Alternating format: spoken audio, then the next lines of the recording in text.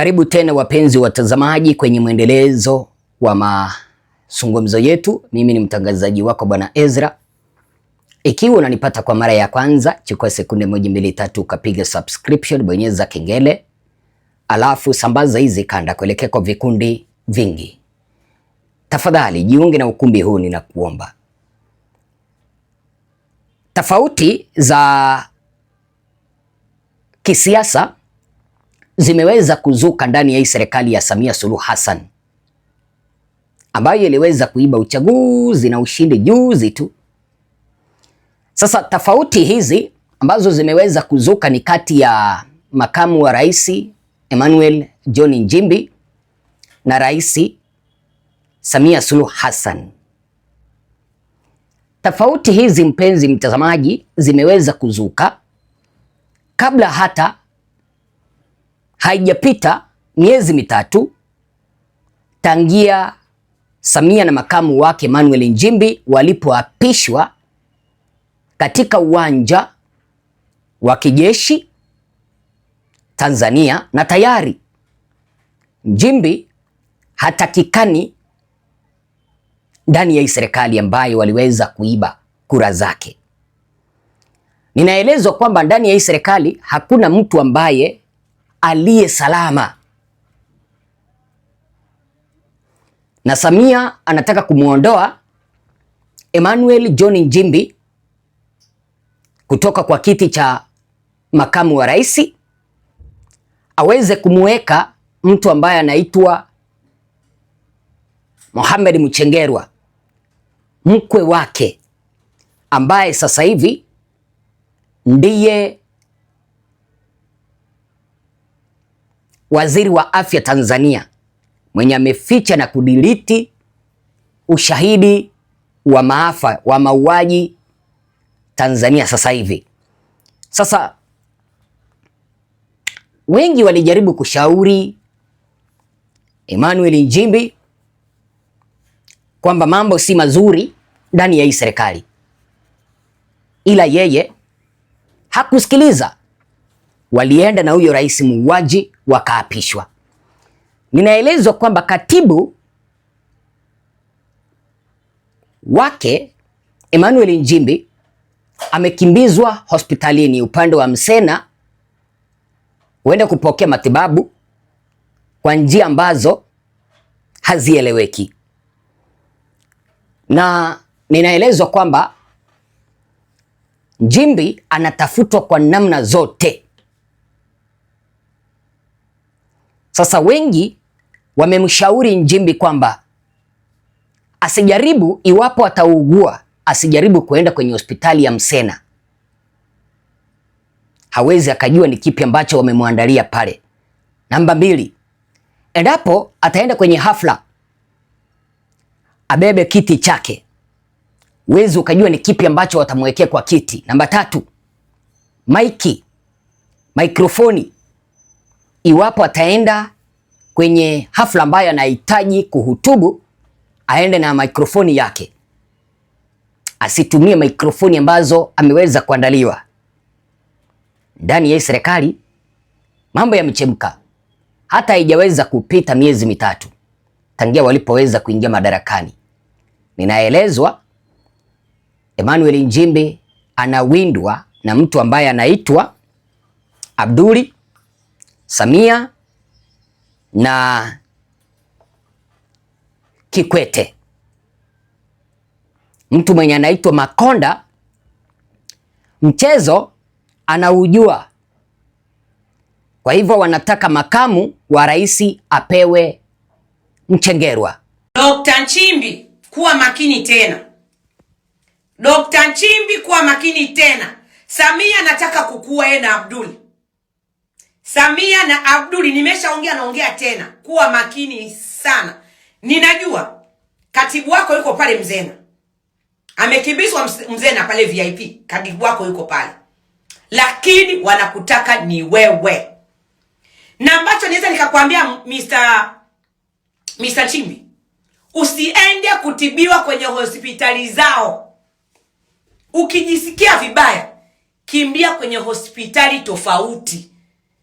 Na Kama nani, tunaomba Instagram yako iweke wazi, mtu ataanza kukutumia message.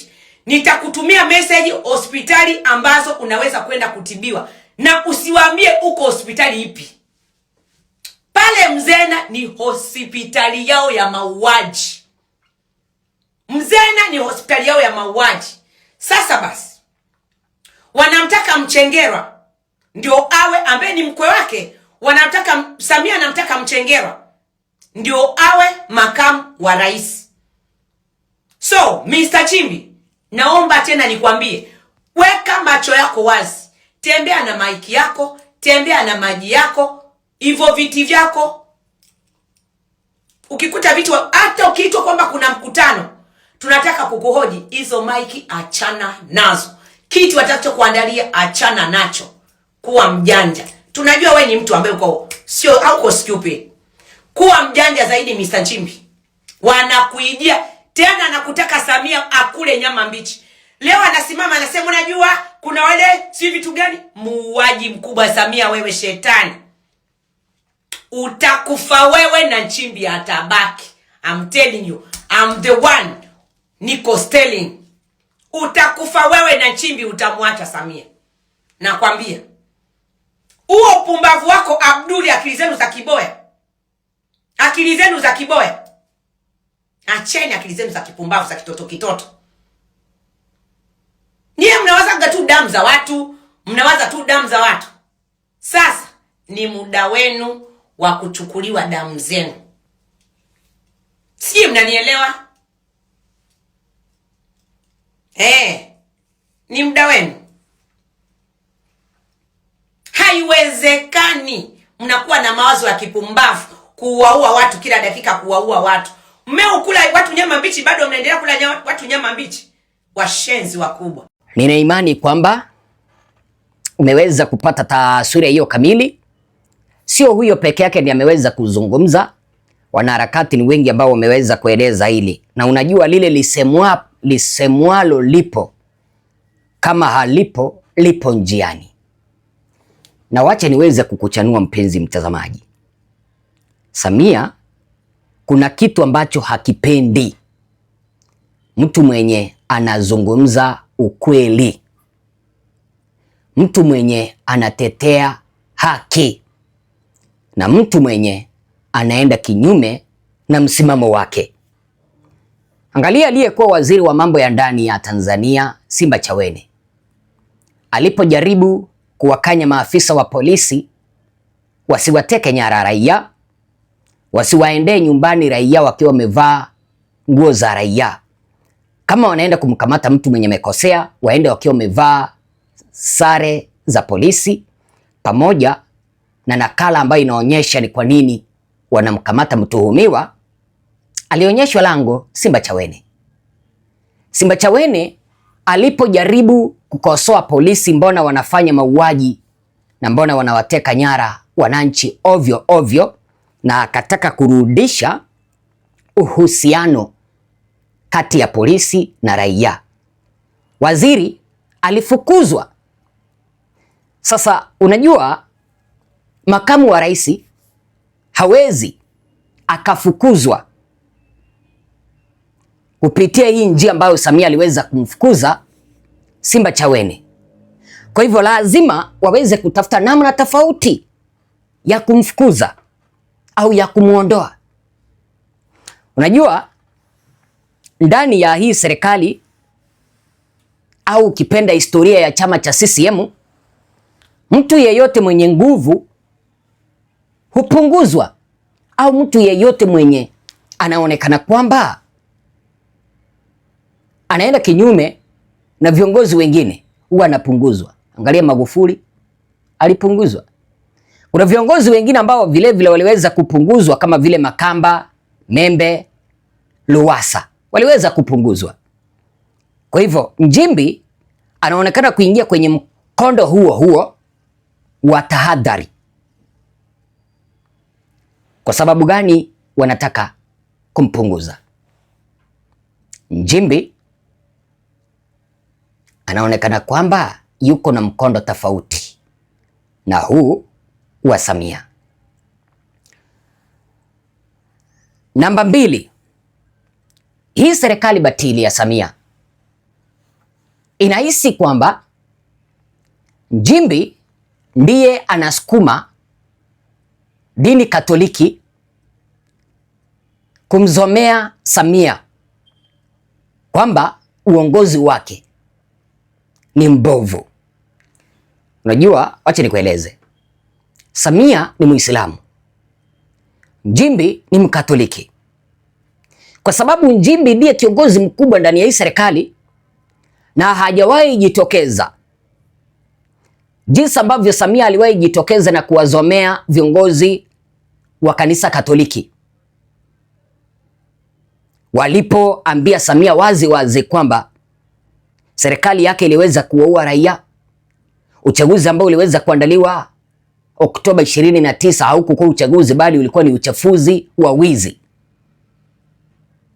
Samia alihisi kwamba dini Katoliki imeweza kumkosea, na wakasema kwamba Nchimbi hajawahi jitokeza kukosoa dini Katoliki.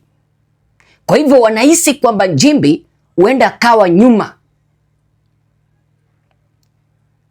ya hawa maaskofu ambao wanamzomea Samia, na ndio maana wanataka kumpunguza Nchimbi. Nambari 3, Nchimbi anaonekana kwamba ni mrithi wa Samia mtarajiwa. Dr. Nchimbi ameendelea kujijengea au kujijenga kimkakati ndani ya chama cha CCM. Mfano, ana uzoefu wa wizara nyeti, ana mtandao mpana wa chama na anaungwa mkono kimya kimya na baadhi ya wazee wa chama cha CCM. Hii inamfanya aonekane kama tishio la baadaye kwa kambi ya Samia, hasa kuelekea mwaka 2025 mpaka mwaka 2030. Hapa katikati, baada ya Samia kuweza kuingia kwenye machafuko ambayo yalitokea Tanzania, Samia aliugua. Wengi wakaanza kuzungumzia Nchimbi awe mrithi, Nchimbi achukue kiti. Sasa Samia ameogopa kwamba chochote huenda kikatokea na Nchimbi akuwe mrithi. Aswa kipindi hichi kuna tofauti kati ya Watanganyika na Wazanzibari. Tanganyika inahisi kwamba mali yao inatumika vibaya na Wazanzibari. Sasa namba 4, Samia anajijengea wale watu ambao ni machawa wake, kwa lugha ya kimombo tunaita loyalties. Na tangia alipoingia madarakani, Samia amekuwa akibadilisha viongozi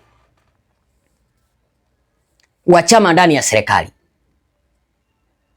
kuweka watu ambao wanaomtii binafsi. Nchimbi anatoka kwenye mfumo wa Magufuli, lakini hajawahi kuwa mtu wa Samia 100. Hajawahi kuwa mtu wa Samia kwa asilimia 100.